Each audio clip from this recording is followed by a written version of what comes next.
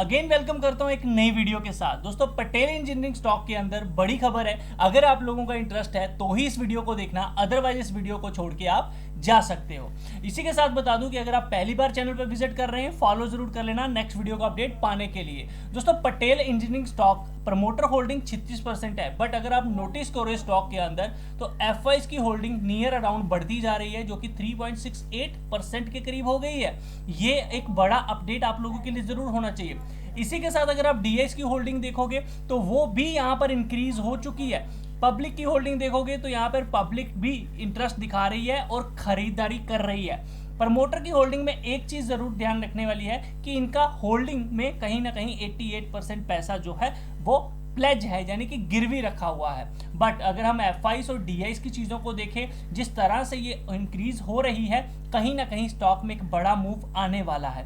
दोस्तों, इसी के साथ एमएफ की होल्डिंग देखें, यानी कि म्यूचुअल फंड्स की, तो 1.78% की है और इसमें चेंज देखिए यहाँ पर 1.7 का है, यानी कि म्यूचुअल फंड्स ने भी यहाँ पर बड़ा इंटरेस्ट स्टॉक में दिखाया है। इस चीज को बिल्कुल भी आप लोगों को भूलना नहीं चाहिए। इसी के साथ मैं आपको कुछ फंडामेंटल चीजें बताना चाहूंगा। अगर आप इस कंपनी का रेवेन्यू देखें, लगातार इंक्रीज हो रहा है। नेट प्रॉफिट देखेंगे, वो भी पिछले 3 साल से लगातार इंक्रीज हो रहा है। डेप्ट इक्विटी देखोगे, यानी कि कंपनी का कर्जा देखोगे, कहीं ना कहीं 2022 में 0.95 की रेशो थी, बट अब अगर आप इसकी रेशो देखो ये कम हुई है, यानी कि कर्जा भी कंपनी ने खत्म किया है। ये बहुत अच्छी बात देखने को मिल रही है।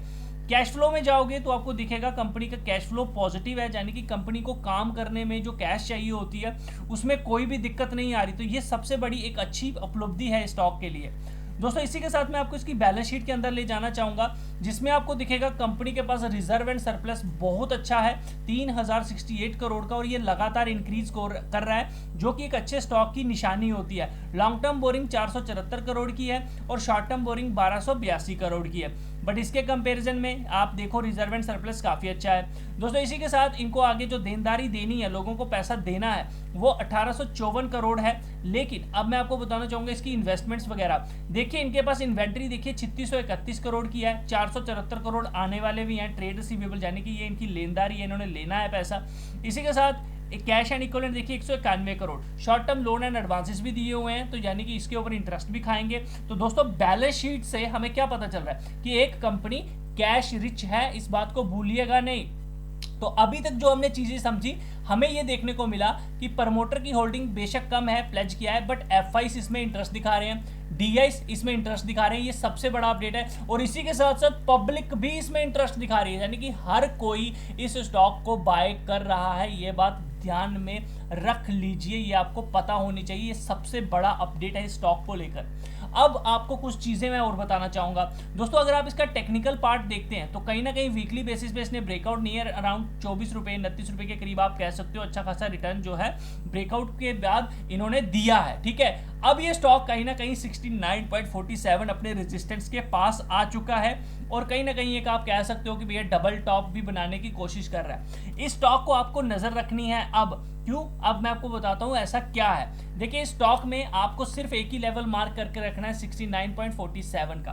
ध्यान रखना, जिस दिन भी इसके ऊपर निकला और सस्टेन कर गया या अच्छी कैंडल क्लोज कर गया, आपको एक बड़ा टारगेट देखने को मिलेगा 99 रुपीज का। लेकिन एक चीज इसमें जरूर ध्यान रखना कि अगर आप इसे 69 के ऊपर लेते हो तो आपको जो स्टॉप लॉस है वो बिल्कुल छोटा सा डालना है, बड़ा स्टॉप लॉस नहीं डालना है। आपका स्टॉप लॉस इसके अंदर कितना होना चाहिए, आप लोगों का स्टॉप लॉस मैक्सिमम 57 रुपीज का, यानी कि 10 से 12-13 रुपए का स्टॉप लॉस लेना है। देखिए, मैं आपको हमेशा बोलता हूं कि जो कंपनी फंडामेंटल है उसमें एवरेज की जाती है, ठीक है, लेकिन ध्यान रखना ये स्टॉक मंथली बेसिस पे कहीं ना कहीं अपने 200 पीरियड के नीचे है। तो आई बिलीव दैट कि अगर ये रिवर्स हुआ तो नीचे की तरफ भी बढ़ा जा सकता है, ये बात ध्यान रखना।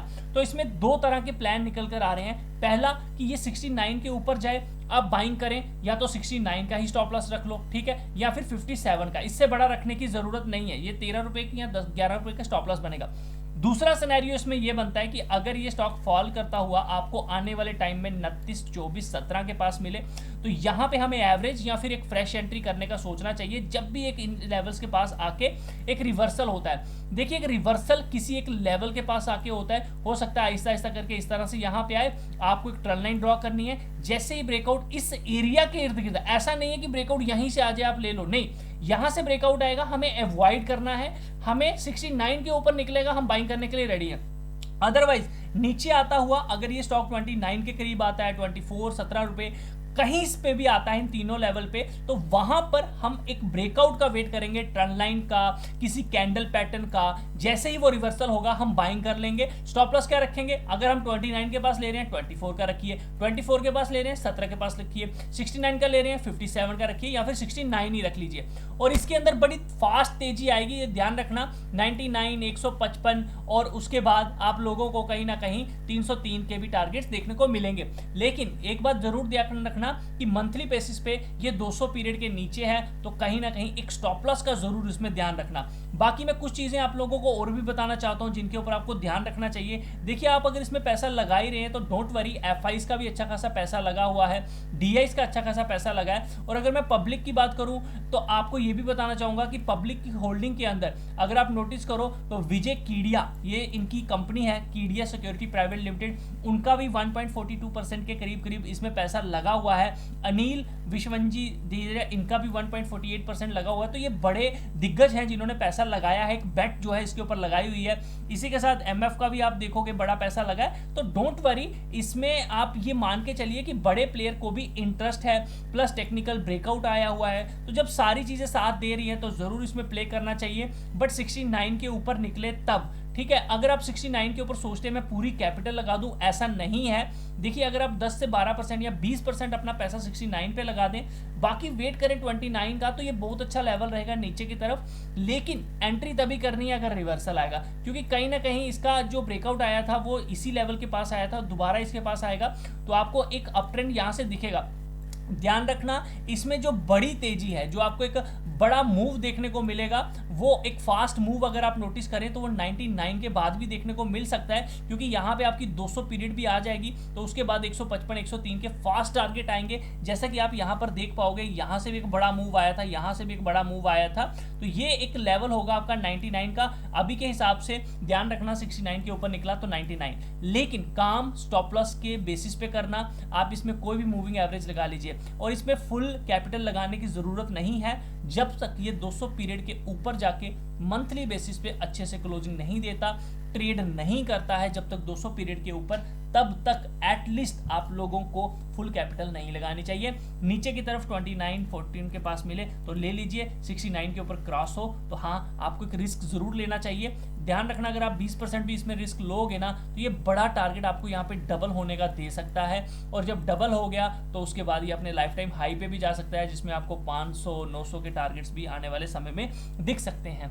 देखिए, इसने जिस तरह से फंडामेंटल स्ट्रॉन्ग कर रही है ये कंपनी, हो सकता है आने वाले समय में आप लोगों को इसका जो टारगेट है वो कहीं ना कहीं, अगर आप ध्यान से देखो तो मैं आपको हॉरिजेंटल लाइन एक्सटेंडेड वाली ये दिखा सकता हूँ, हो सकता है ये यहाँ पर हिट करे, ठीक है, या फिर हो सकता है ये जो एक ट्रेंड टूट गया था ये वाला, ये इसको भी हिट करने की, तो यहाँ पे ये भी बन सकता है, ठीक है। इसी के साथ आप लोगों का ये भी हो सकता है कि आप इस तरह की जो ट्रेंड लाइन, ये जो ट्रेंड टूटे थे कभी, ठीक है, ये इसी को दोबारा हिट करने की कोशिश करें, 5000, 3000 जा सकता है। जिस तरह से कंपनी का एक रेवेन्यू बहुत अच्छा है, पूरा दम रखता है, जिस तरह से ब्रेकआउट आया हुआ है, इस हिसाब से 303 आप लोगों के 490 के टारगेट आने चाहिए। देखिए, अगर ये ब्रेकआउट जिस तरह से चला है, अगर ये सक्सेसफुल होता है तो ये 497 का टारगेट यहाँ पे दे रहा है। बस एक बार मंथली बेसिस पे ये 200 पीरियड के ऊपर हो जाए।